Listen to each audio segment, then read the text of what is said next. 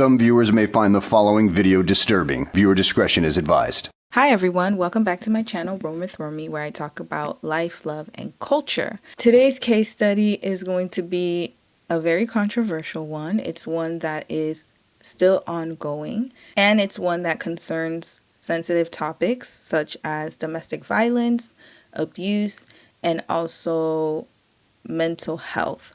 So if these are topics that can easily trigger you, I would highly recommend that you exit out of this video right now. Disclaimer! Everything that I say in this video is based on publicly published information and also my life experiences, my experiences and my opinions. Mine, not yours. Mine. Okay, so if you have an issue with understanding how commentary videos go and that they are filled with facts and opinions, then you can also exit out of this video right now, because I'm tired of y'all coming up in my comments talking nonsense as if you don't understand how this works. And I'm not going to sit here and explain it to you. Okay, so just letting you know that right off rip, because I'm tired. And also, I would like to say welcome to my new subbies. Hello, welcome to the family. I haven't had a chance to actually respond individually to all of you, but I see your comments and thank you so much for the love and the support. I really appreciate it, and I welcome you with open arms. Let's introduce today's case study subjects. First up, we have the gorgeous, talented singer and actress Halle Bailey and her ex-boyfriend / baby father Daryl Dwayne Granberry Jr., otherwise known as DDG. On May 13th of this year, so just 2 weeks ago, TMZ reported that Halle filed a restraining order against her ex, DDG. The court documents showed that Bailey and their son Halle were granted an ex parte order, a legal decision made without input from another party, citing ongoing abuse. And she claimed that this abuse started since January. Now, before we begin with the current day allegations and what happened between them, we're going to take it back. And when I say back, we're going to take it all the way back to their childhoods, because that will reveal a lot about what is going on in today's time. Let's begin with Halle Bailey's childhood. Halle Lynn Bailey, otherwise known as Halle, was born on March 27, 2000. She was born in Atlanta, Georgia, to Douglas and Courtney Bailey. Halle is the third of 4 children. She has an older sister named Sky, and then she has another sister named Chloe, who you all should know, and also who is a singer in her own right, and a younger brother by the name of Branson Bailey. Their family background is very interesting because she's been in show business since she was a child.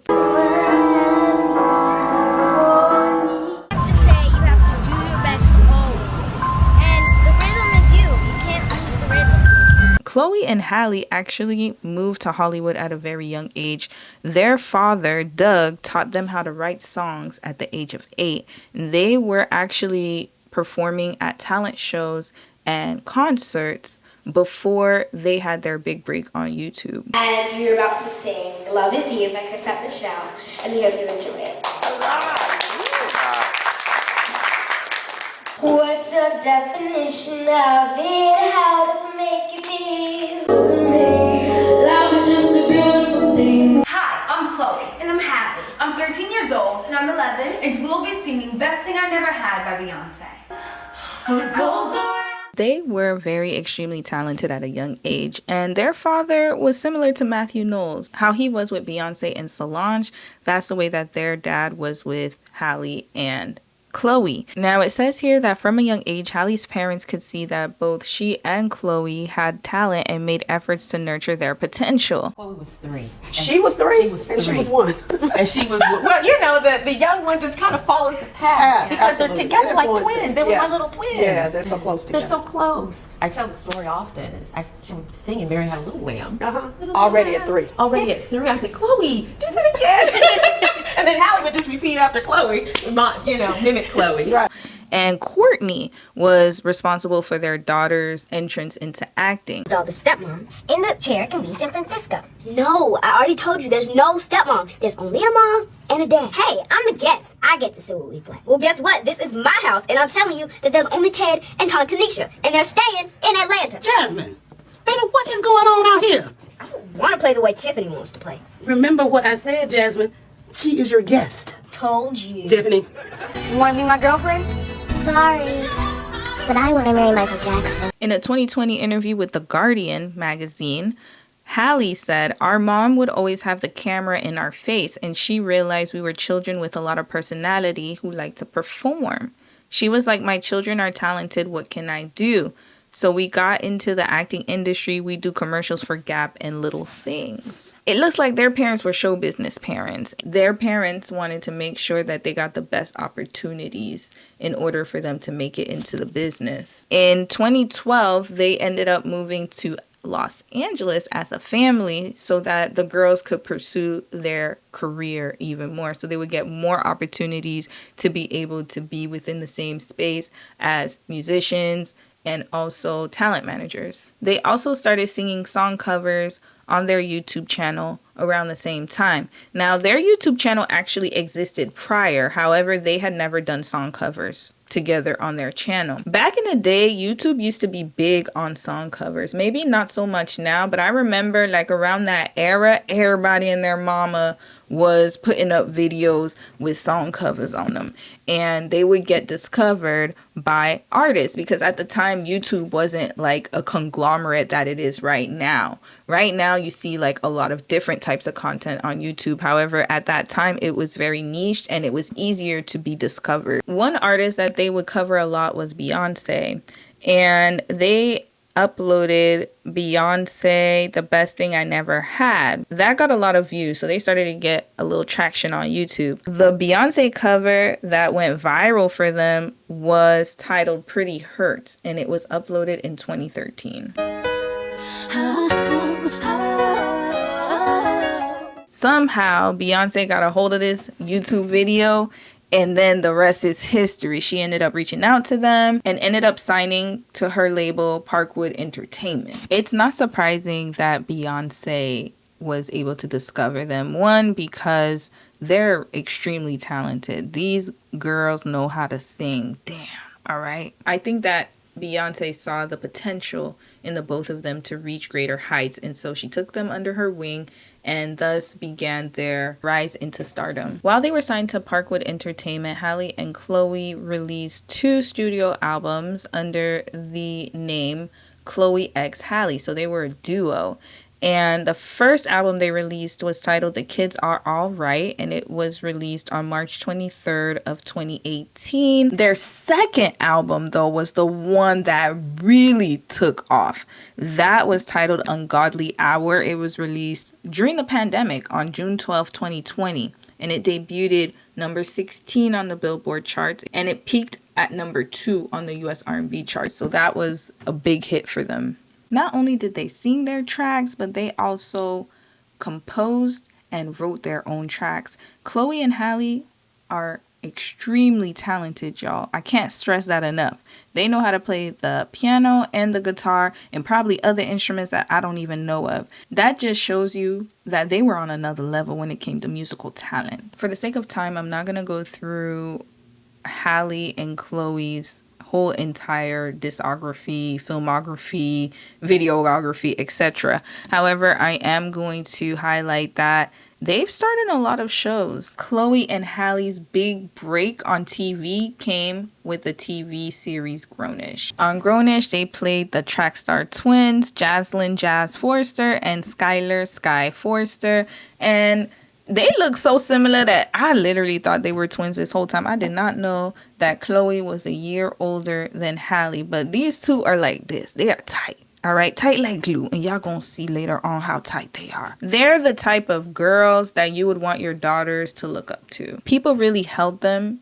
in a very high regard, and they also had high standards for them. After Chloe and Halle made it big on Grownish, she had Ungodly Hour. They were just doing really well. Chloe and Halle decided to separate, and pursue their own solo careers. Now, since she became solo, Halle has really taken off. In 2019, Disney announced that Halle had been cast as Ariel in the live-action remake of The Little Mermaid. First, she walked through the door. She said, "Would you like me to sing or read first?" We said, "Whatever you'd like to do." She said, "Well, I'd like to sing first, of course, so it's more comfortable." She shut her eyes, started to sing Part of Your World. I remember it so well. And by the end of the song, I was in tears. I couldn't believe how connected she was emotionally to the song, to the lyrics, to what she was feeling. And I remember turning to John saying, "Have we found Ariel? Is this it?" And then, of course, we saw everyone else. We saw hundreds of women for the role, but the bar was set so high. But the screen test, it was so clear. We always pray that we don't ever have to make a choice, ever, in terms of casting. It's chosen for us, and she honestly claimed the role for hers. Now, y'all already know what happened with The Little Mermaid and the racism that ensued after, because for some reason, people were upset that an African-American girl, a black woman, was going to play Ariel. And the racist comments were out of control, y'all. It was ridiculous. The new trailer for the live-action remake of The Little Mermaid already has more than 100 million views. While it's got a lot of fans, it is also being attacked by some internet trolls. Actress Halle Bailey stars as Ariel in Disney's new live-action film, and she looks nothing like the animated Little Mermaid with red hair from the original 1989 classic. The trailer has received more than 1.5 million dislikes on YouTube. Then there are the ugly, racist tweets. The Little Mermaid is white, not black. Even though Halle had the talent and the beauty and the voice of an angel,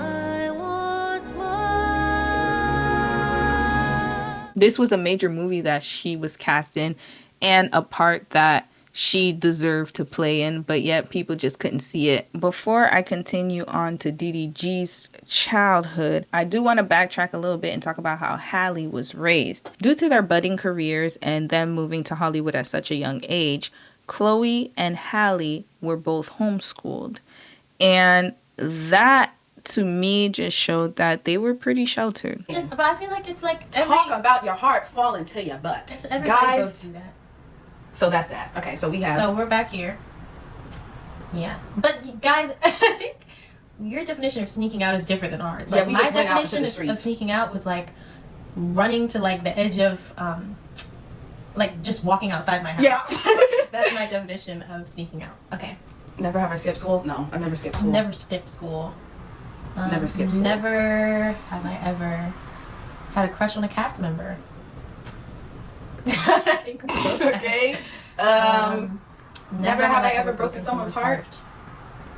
I have not. You married now? Okay, so she has. Okay. Never have I ever smoked weed. I have not. We choose not to do that. And I told myself, if I ever was to do that, I would do the edibles because I'm not messing up this voice. Yeah. And I just have no desire. I have no desire for alcohol or smoking or anything. I just don't. I remember before I turned 21, because I really didn't drink alcohol till I was 21. Never have I ever started drama with my boyfriend for no reason. Put it down. I've I don't know what to say about that.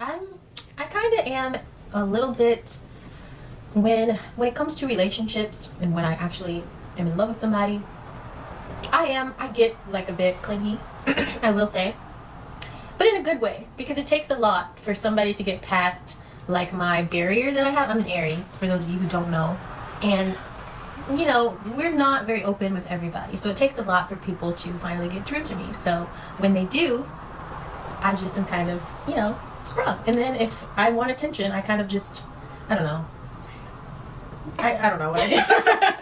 Not only were they sheltered, but Halle and Chloe are extremely close, y'all, to the point where they couldn't even do anything without one another. I think think it's so dope that you guys are sisters and you work together. You seem so close. What is that like to actually be in a group with your sister? Yeah, it's super fun. You know, Yes, it's like yes, it's awesome because it's like your best friend. And you know, I'm the little sister, so I've always looked up to her. And it's really just fun, just getting to explore life and the world with your best friend. Great to have you here. And how is your sister doing? She's amazing. Do you guys live together, or what's your deal? So, yeah, technically we do live together. I copied her and moved to the same apartment building that she moved to. Oh, you did? Yes, because I'm a clingy little sister who needs my big sister, and I see. I asked for her permission, of course. You did? Well, that's, you know what? Most little sisters would not ask for that permission. They just move in and assume it was going to be great. Yeah, so she was like, oh, yeah, come on. But we're on different floors, so we still have space, but when I need her, she's there. Do you ever have surprise elevator time? Oh, yeah, all the time. All the time. You know, we have keys to each other's places. Oh, you so, do? Yeah. Is that good? Do you go into her place when she's not home? Yeah. Oh, you all do? The time. All the time. You know, I steal clothes. She gets mad at me because our packages, we pick up our same packages, and sometimes I can't wait for her to come to my apartment to get them. So I start going through them, and I'm like, oh, this is nice. And then I wear it for the night. Does she get mad? Is that like Yeah. yeah. You know, it's funny. It's like no matter what the scenario, like sisters do take clothes from each other, and then the one whose clothes are taken always gets mad. Yes. They relied a lot on each other throughout their childhood. Now, were their parents involved in their lives? Absolutely. But you could tell there was a lot of responsibility placed on Chloe, and I'm pretty sure her older sister Sky, to take care of Halle, and also their younger brother as well. There's one more thing that I do need to mention about the Bailey family. Around the time that Halle got casted as Ariel in The Little Mermaid, there was an article published by Radar. On July 25th of 2019, Radar Online revealed exclusive court documents that were found about a domestic violence incident that happened between Douglas and Courtney Bailey. So, according to the court documents, Halle's father was once arrested and charged with multiple criminal charges stemming from a violent incident that took place at the family's Georgia home. Now, this is all according to Radar Online, so I will say allegedly for now. It hasn't been taken down. I'm assuming that this is actually factual and that it can be verified and backed up by legitimate court documents. It says here, in November 2007, the state of Georgia charged Douglas, 49, with 2 counts of family violence, battery, simple battery, disorderly conduct, and cruelty to children in the 3rd degree.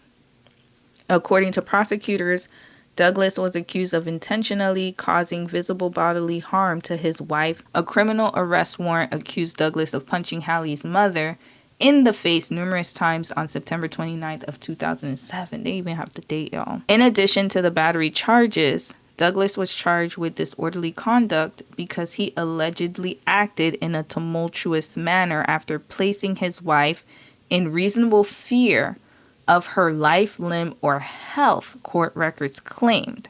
After his lockup, Douglas's criminal case was put on hold for 9 months so he could attend and complete a DV intervention program. Additionally, the husband was ordered to have no contact with Halle's mother at the time. This is very serious, y'all. And it's very tragic because she was 7 at the time. Chloe was 8. Their older sister was probably no more than 9, 10. And their youngest brother was probably really young at the time. So with this kind of situation, you can already tell that there were a lot of struggles in the family. And it's interesting to see that this happened in 2007, but they were able to move forward as a family and move to LA and focus on their daughters' careers thereafter.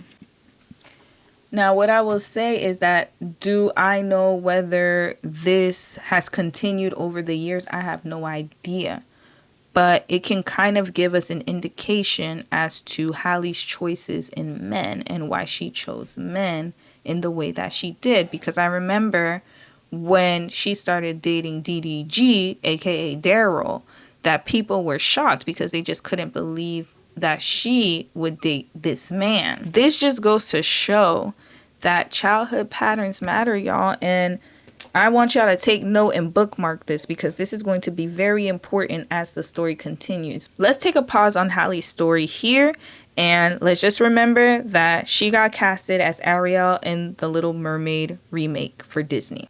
Now we're going to move on to Daryl. So, DDG, let's get started on his history. Daryl Dwayne Granberry was born on October 10th, 1997. He is a Libra, y'all. So, whereas Halle, I didn't mention it, but she's an Aries woman, he is a Libra man. DDG was born in Pontiac, Michigan. Now, while Halle had more of like the suburban childhood, DDG had more of a grittier childhood. He grew up in a low-income neighborhood, and his neighborhood was pretty dangerous. He has expressed it in many YouTube videos how there was just a lot of gang violence and also a lot of street activities where he grew up. Sad. Y'all probably never been to Pontiac. Pontiac is a very small city. Riding through it look like a ghost town right now. I'm from Pontiac, bro. I'm from every side, bro. Look. They be trying to do like little beefs out here, like East Side versus West Side. You know, like Crips and Bloods in LA. It's like East Side versus West Side or whatever. Bro, it's so small, we all just one side, for real. Now, what's interesting about DDG's life is that he was actually the valedictorian of his high school when he graduated. First off, I want to thank everybody for coming out tonight. I am International Technology Academy's valedictorian of 2015.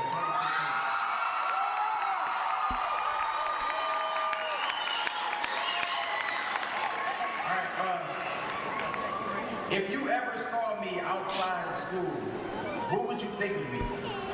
Probably that I'm a ladies' man, class clown, smoker, probably that I drink, a no-life, or just a Pontiac teen. Every single one of those accusations are incorrect besides the first one because I discontinue stereotypes when I put my mind to the task at hand. Never judge a book by its cover. People told me that I wouldn't be valedictorian of my 8th grade class, but I was. People told me I wouldn't get anywhere doing videos, but I did. People told me I wouldn't be valedictorian of my senior class, but I am. It's important to note that he also attended college at Central Michigan University, but ended up dropping out. Nigga going to college, you know what I mean? I'm finna, you know, it's bittersweet having to say goodbye to everybody, but you know, in life, man, you gotta move on. You gotta find yourself. You gotta lead a nest. You gotta lead Pontiac. He actually worked a lot of jobs throughout his life. Sorry, I want to go to my old TJ Maxx where I discovered that I wanted to do YouTube and I quit the job. I want to go to Kroger, my first job, where I'll never forget this day. I'm gonna quit yapping in a minute, I promise. But I'll never forget this day. I was working at Kroger. I was 14. I was working there because I wanted to get my license.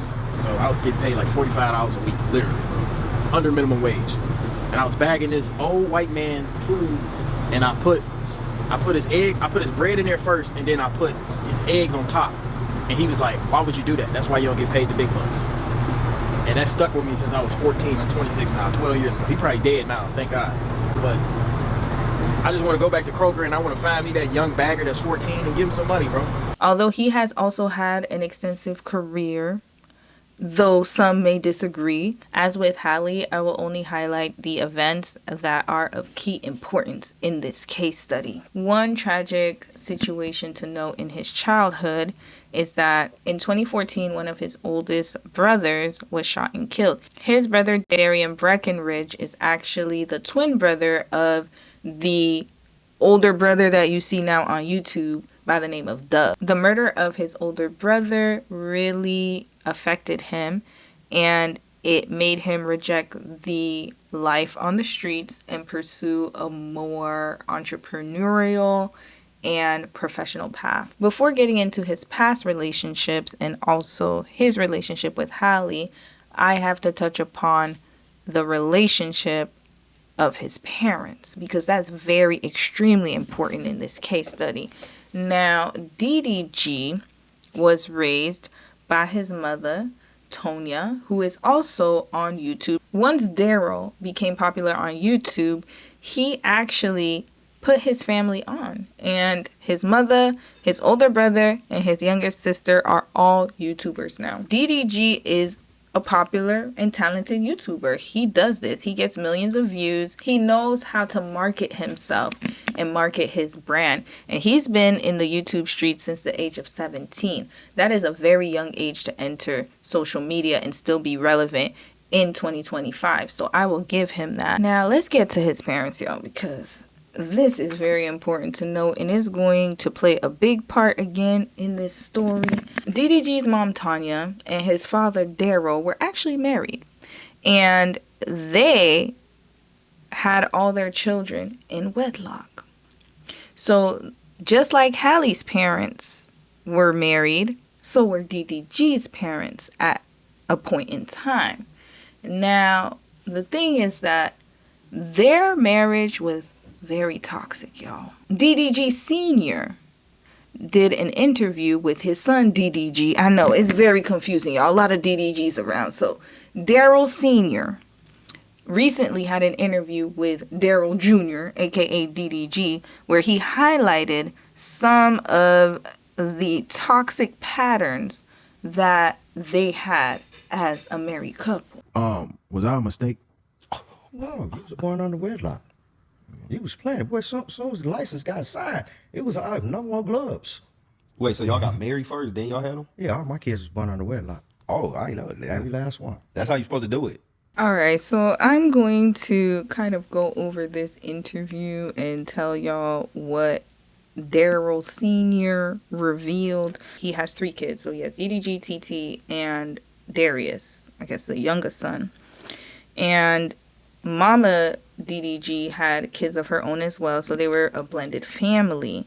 Now, he said that he loves being a father and that he never saw his stepkids as his stepkids, but they were his children. So he and his ex-wife, they actually looked at all their kids as one instead of separately, which I think is a good thing. Now, where my eyebrow raised was when DDG, the child, Junior, asked, how did you feel when you found out that mom was pregnant with me? And he said that actually at the time, me and your mama was beefing. Oh, I'll be honest with you. When your mama said she was pregnant, me and her was beefing. I was mad. I was like, you just trying to get me to stay here. This is it. Oh, when she was like, I'm really pregnant. I'm really pregnant. So then we started going through the motions. Now, when DDG Jr. asked him, do you advise our guests and for people out there who want to get married, would you advise them to get married? And he had a very interesting answer. Do you advise, talking to one of the viewers off of your experience, do you advise any of them to get married? Oh. Not here.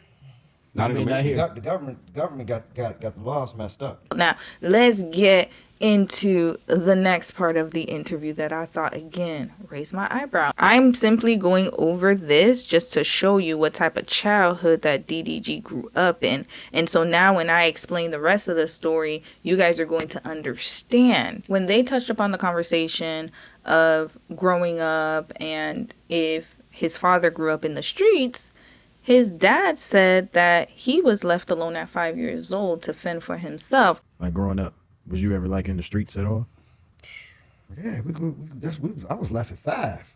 Take care of myself. It was on a bet not. You bet not do this. You better do that. So we can see the type of environment that his father had and the type of upbringing, which then trickles down to the children.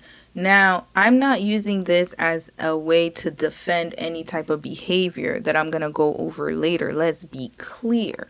However, I do want you all to realize and recognize that sometimes people are naturally products of their environment. And though their parents do not cause their actions in adulthood, because we are all free beings and we can make decisions on our own autonomously. However, it is important to note that sometimes your development years are very important and they will affect how you see things in the world. And when you have parents that have been traumatized and have trauma, and then they have children and raise those children with the same traumas and add even more trauma, it just leads to generational patterns. And I can clearly see here that his behavior is linked to this, because you can see that his father didn't have a handbook. And his father just went through life trying to survive. His father was on survival mode. Y'all want to know something crazy? That's why he been working so long. When did you first get your first job? I was 14, I think. When you get your first job? 13. And so now when he has his kids, you can clearly see where his mindset is at. As the podcast goes on, you can tell that they start sharing a lot more of what the household was like when DDG Jr. was a child. And he said that he actually used to hear his parents argue all the time. You know, I used to be one of them kids that used to cry and stuff when y'all used to argue and all of that. You remember that? No. I remember y'all arguing. For real? Yeah. I don't remember him crying or nothing. Big red flag for the parents, because when your child hears you arguing all the time, children can sense things. And this builds anxiety, y'all, and anxiousness. Arguing can also start to create a lot of mental health issues. When a child is exposed to living in such a chaotic environment, this can manifest into a host of issues. And the child may not realize it, but again, when we get into attachment theory, this is where that comes from. The conversation then went on to spankings and whoopings. And DDD Jr. said that his mother used to whoop him all the time and that he only remembers his father beating him once. This is what I would say that was the reddest flag. The father said that the mother would beat his son out of frustration and arguments that she was having with him. I was scared of my mama. I was scared of my mama. She used to whoop me and the shit out of me. Put her problems on you. Like, she got mad, she take it out on you. Because he liked to be out in the streets. He didn't like to be home all the time, and he liked to be with his friends because he was an audio engineer. He worked in the music business a little bit in Detroit. And Detroit is known as a city of music. I mean, remember Gordy Berry, the Supremes, that's all in Detroit. Detroit, Michigan was a big musical hub back in the day, especially in black music. Now, one thing I will say is that when a woman's fed up, she's fed up. And the way he's saying it as if she's like such a mean person, because he says she would, kick his car, maybe bust out his windows. I don't know what was going on in these Detroit streets, but I'm not surprised by this chaos at all. And her friends, he called them FBI friends, would go and report to her what her man was doing and who he was with. Why we broke up? Because I refused to have people dominate me and control me. And then she would say, "Nah, you cheat." When I heard of FBI agents. FBI? I used to call all her friends FBI agents. I see Daryl at the mall. I see Daryl with a girl in the car. This was the epitome of toxic struggle love, y'all. And the way that he's talking about his wife and low-key villainizing her, that let me know that there's some truth to Mama DDG's side, because it seems like he just wanted to run around and he didn't really want to be there as a husband. And she was frustrated, but instead of taking out her frustrations in a healthy way, she chose an unhealthy way. Why? Because that's probably what she saw. And that was the environment that she grew up in. Thus, she just repeated what was in her environment. And it's very interesting to hear him talk as if, oh yeah, your mama crazy. She wild. And I'm like, sir, you made her that way. Every action has a reaction now. Was she perfect? No, because he said he found a man in the living room one day, and I guess that's when he realized that, okay, she done. I just came home from work. I go into the house, and there's a dude sitting on the couch. Whoa. Yeah. My auntie. When he was talking about the FBI friends reporting to her, that let me know that his account of the story wasn't all the way clean. And that leads me to believe that this is where DDG Jr. gets his behavior from. Because I didn't see any accountability here. It was just him saying, oh, she did this. Your mama was buck wild. She's the toxic one. Not me. I'm not the one. She the one that went wild, not me. And that lets me know that this man, the apple doesn't fall far from the tree, y'all. Senior had a lot of responsibility as to the actions of Junior, indirectly, at least. And I'm not absolving Mama from it either. But what I will say is that it is very extremely clear to me that the environment that he grew up in was very unhealthy for a child to thrive. So let me get this straight. You were on the straight and narrow. You were a good father, even though you wanted to be out on the streets with your friends doing your music business, record label stuff. And then you and your wife was beefing while she was pregnant. But as you say, that she didn't tell you when she was pregnant because you always had to figure that out somehow. And then you don't believe in marriage. You believe that marriage is just a contract and the government is basically all up in your business and they're trying to control you. And then both of your relationships have not worked out that you had that were serious.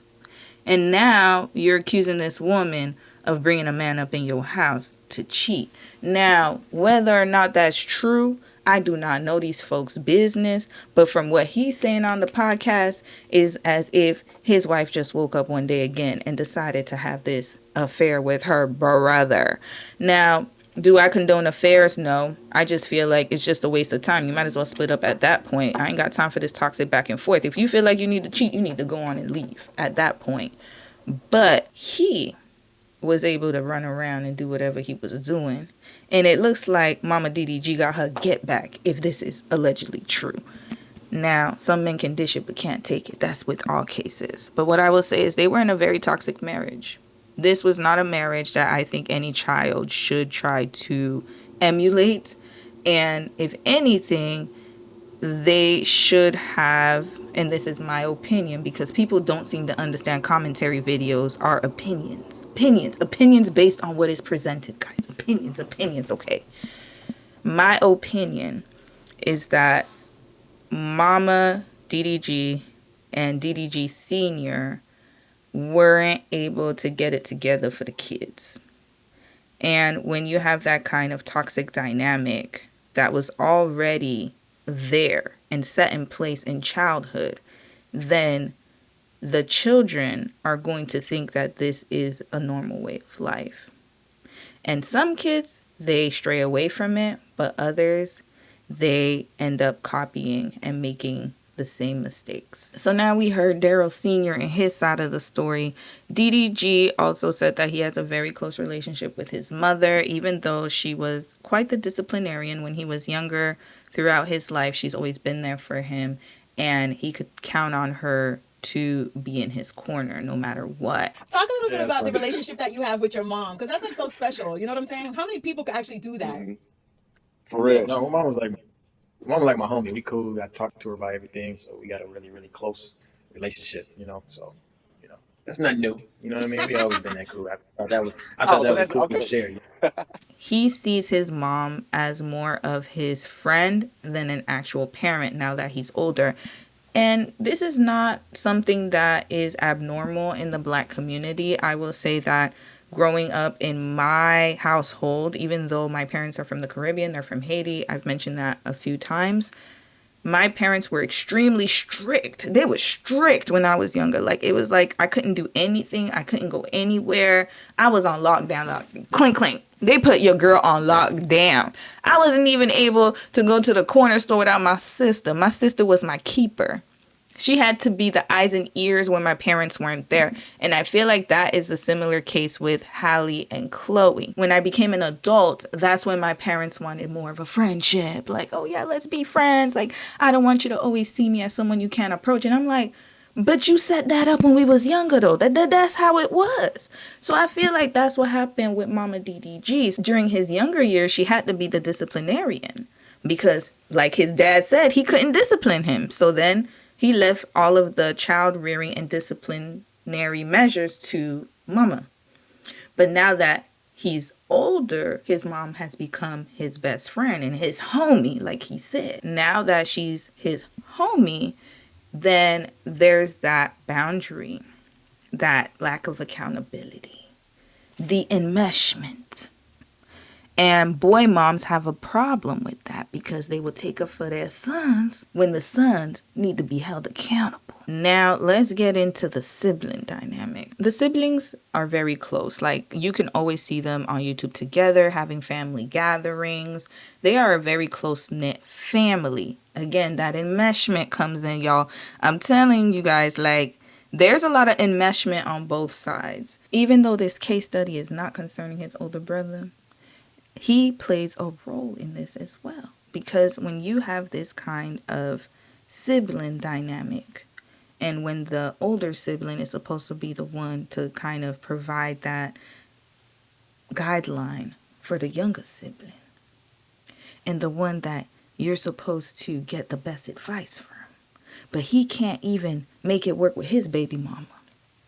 And recently, he and his baby mama, they broke up. They have a 9-year-old son together by the name of Woo Wop, who also has a YouTube channel. Now, this is something very concerning. I never really talk about anything online, and I just let y'all think what y'all want to think or have any opinion on me that y'all want to have. I recently was on live on Twitch for the past 4.5 hours when I got a notification on my phone that said he took my car. I clicked the video, and it's Brittany saying that I took her car. I don't know what happened in May that made her start making these videos about me, but I have no clue. Another thing that I want to touch on is that she keeps saying that we have a lawyer. Me and Brittany does not have a lawyer, and I can't go a day, an hour without speaking to my son. So I told Brittany I do not agree on me not seeing my child for 30 days. That's it. When she contacted me through WUOP and said she wanted to move to Atlanta, I said I can't agree with that because I can't be away from my son for 30 days. You could leave and we could figure it out just how it was when we moved to Cali, but that is the only thing that we would go to court for, is the agreement for that. And I'm like, I don't understand why his phone going to voicemail. Why is his phone? WUOP make sure his phone don't die, because while he's playing this game, he watches TikTok. Daddy said he was trying to call you. Yeah. She blocked you. She blocked you off your phone. Lord knows, no matter how much I love my son, I do wish that I could have walked away from that situation without having a kid attached to it. We keep still talking about the situation as far as me moving to a different state. So today I decided that I was like, you know what, I'm done talking about it. Tell the other person I see them in court. So, you know, the mediator proceeds to say, you know, the person said that they want their car back and that they're no longer sending you the $2,000 a month for child support. So this is how everything started. Do y'all remember when Dejan was doing the gold shirt videos? He started the videos out with me and then he finished them with Aaliyah. So this is how it all started. He texted me and said he finna do a video with a girl, right? It says, I'm finna do this video with this girl to get my series going that I got going on. I want you to be in it too, but if you gonna be in your feelings, let me know. Just gotta work around it. I said, I'm not going to be in my feelings, but I'm not doing no series with no girl either. That's dead. He said, you're not gonna be around the girl. I said, okay. But when I was at the house and we was talking about it, I'm like, who was the girl? So he didn't want to say who the girl was. So right here, he admitted it. Can y'all see it? He admitted it right here. But it is Aaliyah I'm doing the video with, just letting you know. I said, oh yeah, count me out. I'm not doing nothing like, I'm not doing that. I don't like her. He said, what, you don't even know her? It's literally making you money. I said, but you was cheating on me with her, so I don't like her. It ain't gonna work. He said, you will never be around her. Right? So once I told him that I wasn't doing the video with him about that, he was like, how you not gonna do no video with me? I pay your bills, this, that, and third. So I said, bet. I hate when people try to bring up what they do for you. So I said, bet. You don't have to worry about paying my bills. So what did I do? I came and got my own apartment. I go downstairs to the office and I say, hey, my son is upstairs in his dad's apartment and he's sick. I need to figure out what's going on with my son. So can I get a key to go up there? He's on the phone with the lady. Don't give her no key to my apartment. She don't live there no more. That's my apartment. Don't give her no key. They said, well, technically she's still on the lease. So when she signed that paper to take her name off the lease, you took too long to sign it. So now it's annulled and y'all both have to re-sign it. After 30 days, it don't matter.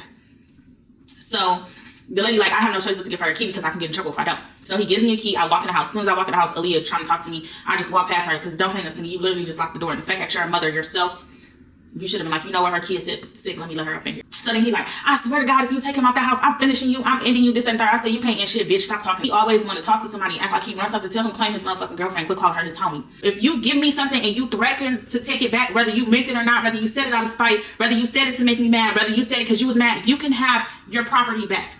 So I told his mom, when we was on the phone, I told her the whole situation, and then she said, well, you can't just believe everything you hear because Dejan said he didn't say it. But y'all, I know Dejan, I know the real Dejan, and Dejan is a habitual fucking liar. Dejan lies about every fucking thing. He will literally tell you that the sky is orange and the sky is blue. So I don't believe nothing that comes out of his mouth. We can run across each other. But after that mess, after I heard that, it was like, wait, what? Like, nah. I'm not gonna meet with her. I'm not gonna do nothing. At Halo's birthday party, I was the one that was cool because I did not know that she was coming. But one thing I'm not going to do is have animosity with nobody. But I have no reason to laugh at that woman. I have no reason to do anything. I have no reason to be spiteful, to be rude, to be mean. Nothing. Y'all keep saying you lose him how you get him. I got him and he was single. He was single. I asked the important questions. He answered. Yes, when she came to that house that day, I was in the house with Wop. I was sick myself from a sore throat. Okay? I was cool. Yes, she did try. She wanted to fight. I said, no, we're not fighting in front of your son. Now, if Wop was not there, I don't know. We probably would have. But then again, he was there. I always said, you know what? I cannot. If I was in her place, I would feel the same way. I would. If I sat there and I stood by a man for so long, but I didn't get, the person that I wanted, and now he doing all this for somebody that I didn't think was serious. How is that my fault? It's not. I love that man. I cater to that man. I cook for that man. Yes, I do everything for that man. Yes, I do. Yes, I do. But at the same time, I'm still my own person. I work my own job. I have my own money. He did not run nothing that's over here. But as my man, yes, there's certain things I'm going to listen to. Yes, I'm not going to pump my chest to him all the time. Because he's still the more dominant person. In a relationship, I'm sorry, a man is supposed to be more dominant. I'm not gonna sit here and act manly with another man. I'm not. So yes, I'm a little more affectionate. Yes, if he might tell me to shut the fuck up on camera, I might be quiet. But best believe when we got off camera, I'm saying something. And at the end of the day, you guys want to talk about why didn't I speak up for... What am I speak up for another woman for? I'm sorry. There's nothing that I can say. Like, I'm not. But guess what? There's a lot of things that happen off camera. That's it. When I got with that man, he was single. That's it.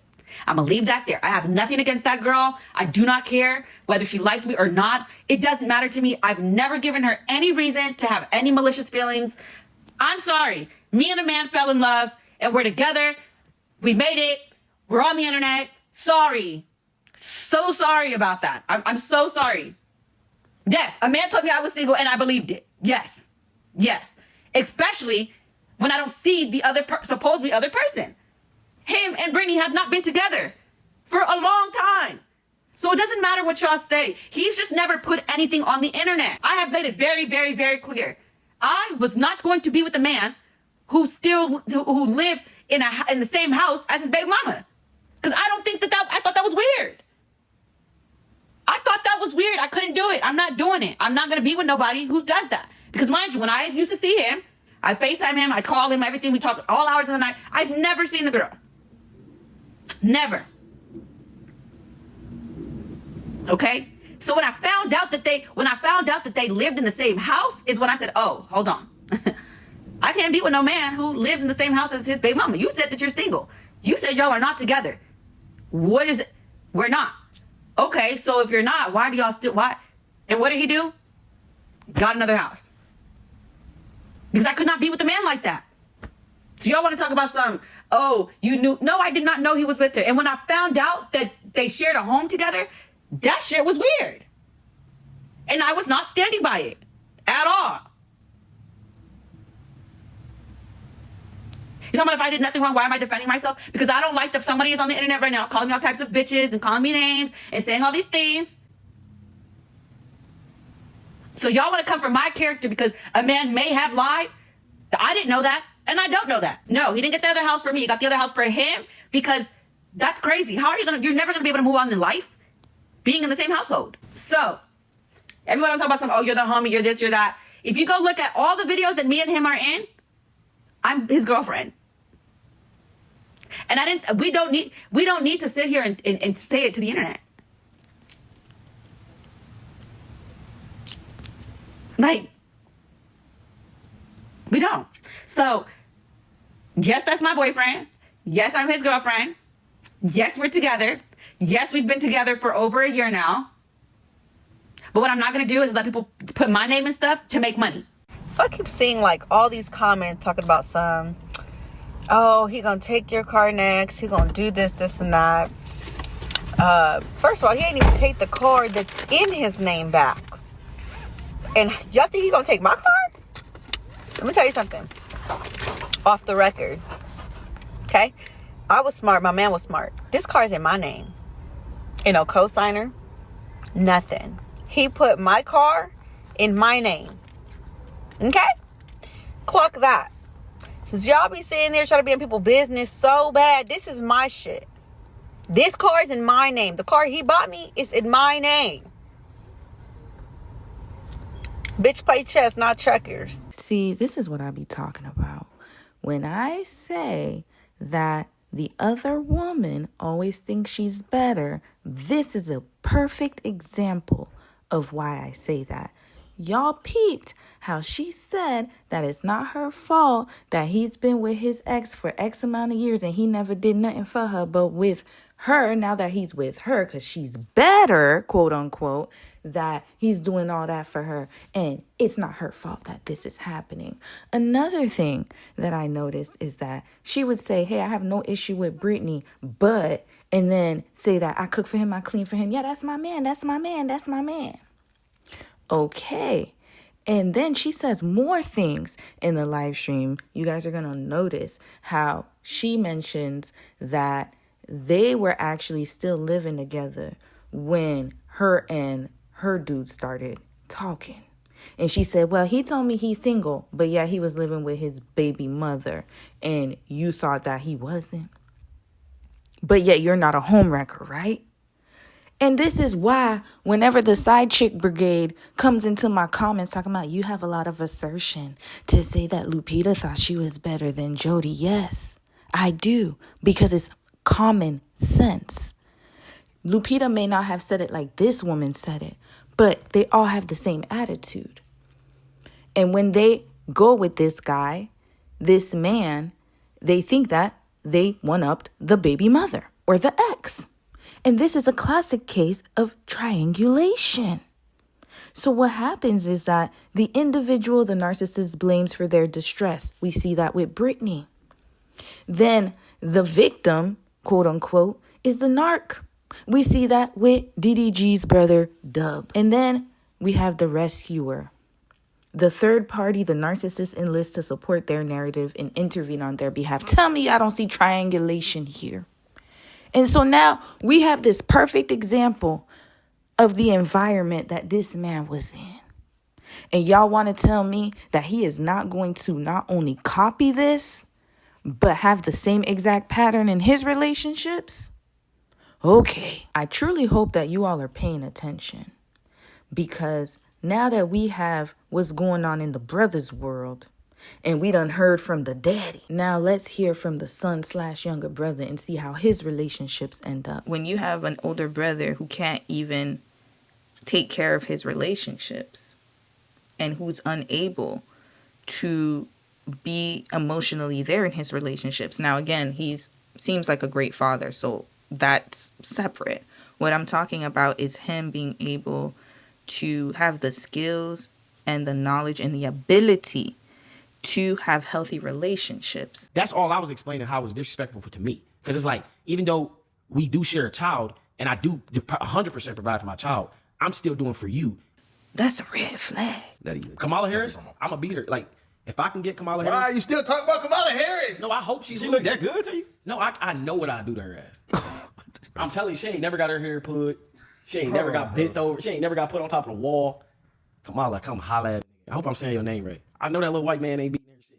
She probably got She hit. got a white man? She got a white husband. I know she probably only got she probably only get hit about. Is she on the election too? That's crazy, bro. That's somebody, and she's a Libra. That's someone's mother. What do we She's do? 59 years old, bro. That gotta do anything. That's someone's I'm talking grandma, about, bro. She ain't never probably got picked up and walked around the house. Nigga, I'm gonna walk her ass around the house Like baby boy? Baby boy, gorilla fucking her ass, nigga. Come holla at me. I'm telling you, I'm gonna beat your Or shit. she started screaming, the Secret Service Oh, gonna come nigga. in and shit. Start pistol whipping this nigga. So now we see his parents didn't have it together. His older brother doesn't have it together. Younger sister's in a relationship and she seems like she's doing very well. But there's not really anyone in his circle that has had a successful relationship. Now, I believe his mother does have a man now, so maybe they are in a better situation. However, I'm just saying this is the type of environment that he was in. And now let's move on to Halle, because Halle, same situation. So she is very close to Chloe, as I've said before. And Chloe, to her, was someone that she really admired.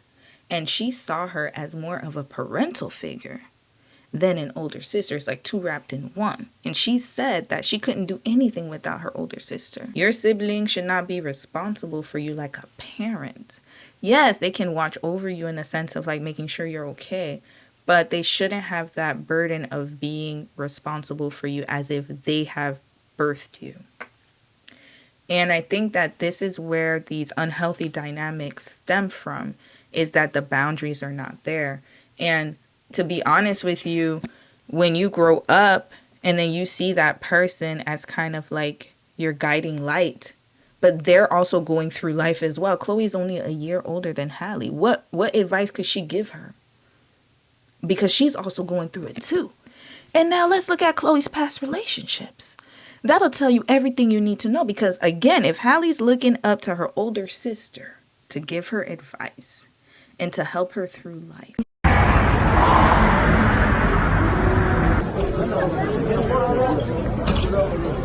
And people think you and Chloe Bailey are dating, but then some people say you're cousins. Definitely not my cousin. It depends on what side of the family. Charlamagne and Chloe say they cousins. We cousins on her daddy's side. We ain't cousins. Now, some prosecutors are using rap music lyrics to build their cases against hip-hop artists charged with crimes. It's bringing up the question over what's protected under the First Amendment. ABC's Ashan Singh is here with more on that. Ashan, good morning. Morning, Whit. It's the case involving two of rap's biggest names, Young Thug and Gunna, facing accusations in a RICO case that has the music industry on edge. Why the Alfred plea, Gunna? I do want to ask you, have you caught up with Gunna? Have you had any dialogue or anything like that, if you don't mind my asking? Oh, yeah. I'm not snorter. I'm sorry. So cute. I wasn't expecting that one. I mean, don't really talk about like personal things, but he's doing good. Mm-hmm. Mm-hmm. And what does that mean? I mean, I'm I just think playing. like you. I don't think we're pretty- and you were about to answer it. Yeah, I always wish him the best. You know, he's Right. always been a dear friend of mine, so I always want to make sure he's okay. I heard that. But real, any dialogue since he's been home? Like a conversation or anything of that nature? Yeah. Okay. Yeah.